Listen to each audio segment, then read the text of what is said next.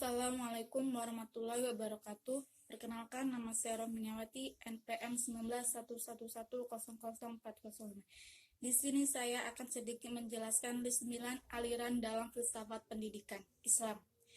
Yang pertama yaitu aliran filsafat idealisme. Idealisme merupakan filsafat tertua dengan tokoh aliran ini adalah Plato, yang beliau dianggap sebagai bapak idealisme di dunia barat. Aliran filsafat idealisme menekankan bahwa moral dan realitas spiritual sebagai sumber-sumber utama di alam ini. Filsafat idealisme sangat penting dalam dunia mendidik, karena meletakkan manusia atau peserta didik sebagai subjek dan memiliki pengetahuan yang tersimpan di dalam dirinya, baik pengetahuan umum maupun pengetahuan agamanya. Macam-macam idealisme adalah, yaitu yang pertama, idealisme subjektif, idealisme objektif, dan idealisme personal. Yang kedua, yaitu aliran filsafat realisme.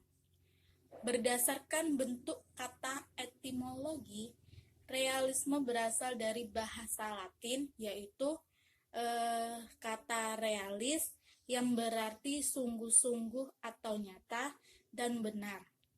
Realisme adalah filsafat yang menganggap bahwa terdapat satu dunia eksternal nyata yang dapat dikenali.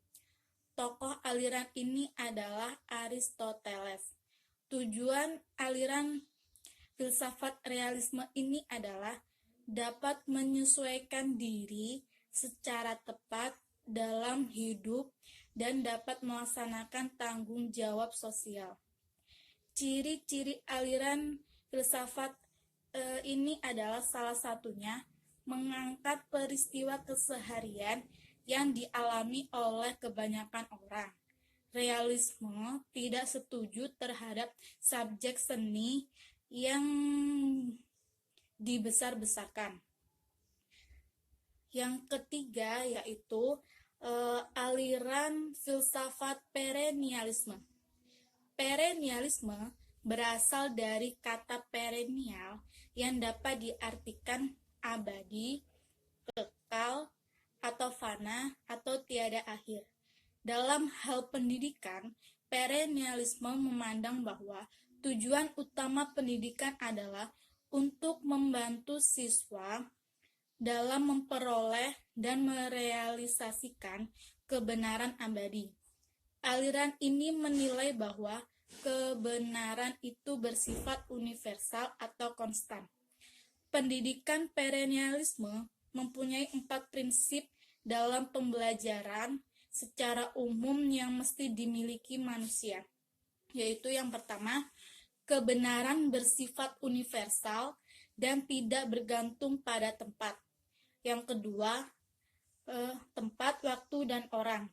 Yang kedua yaitu pendidikan yang baik melibatkan pencarian pemahaman atas kebenaran. Yang ketiga yaitu kebenaran dapat ditemukan dalam karya-karya agung. Yang keempat yaitu pendidikan adalah kegiatan liberal untuk mengembangkan nalar. Aliran yang keempat yaitu aliran filsafat eksistensialisme.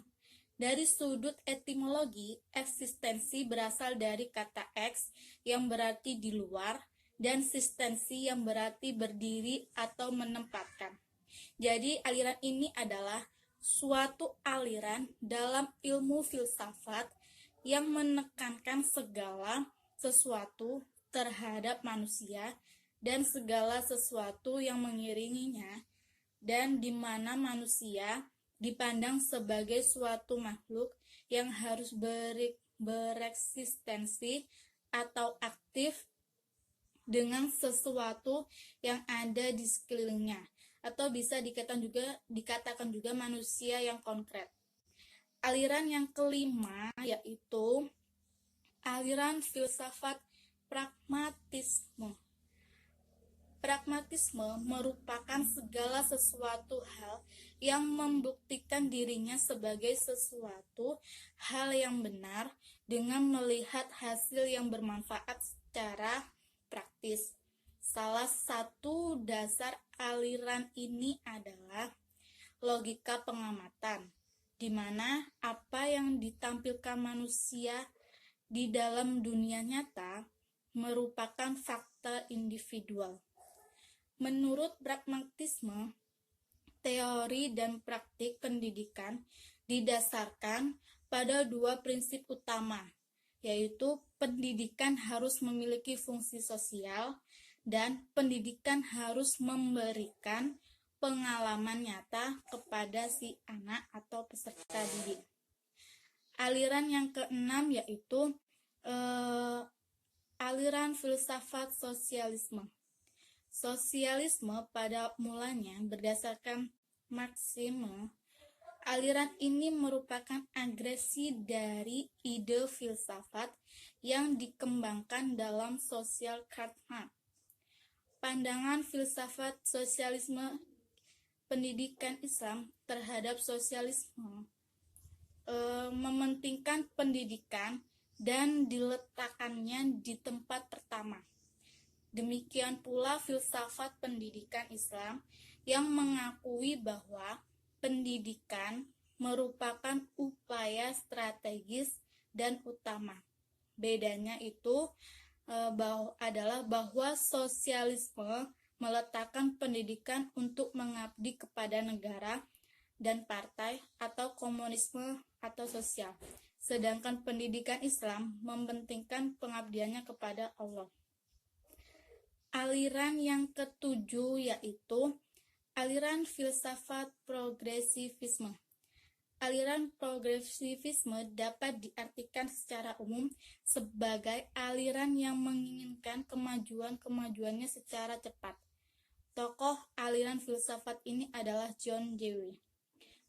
Beliau beranggapan bahwasannya kehidupan manusia berkembang secara terus-menerus dalam suatu arah yang positif.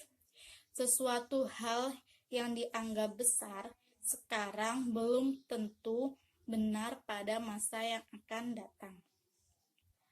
Yang kedelapan yaitu aliran filsafat rekonstruksionisme.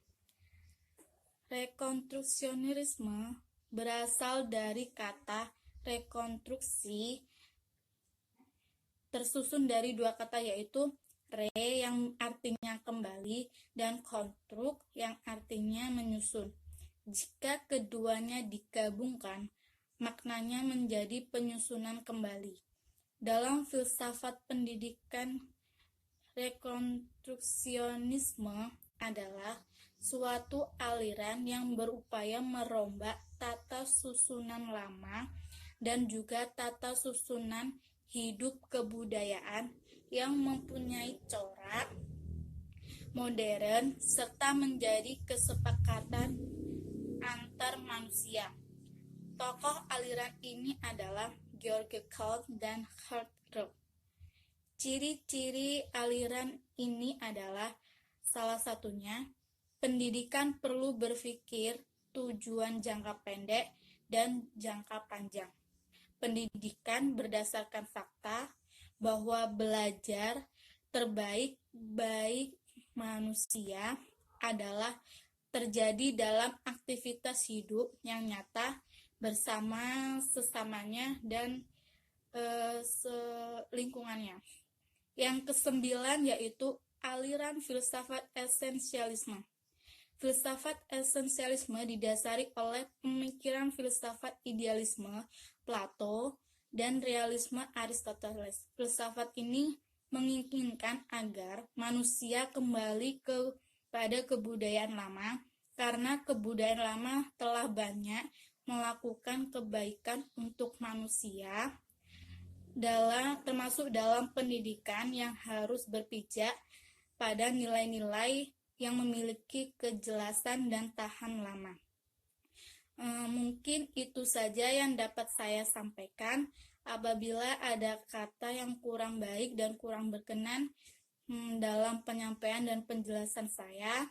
Saya mohon maaf dan saya akhiri. Wassalamualaikum warahmatullahi wabarakatuh.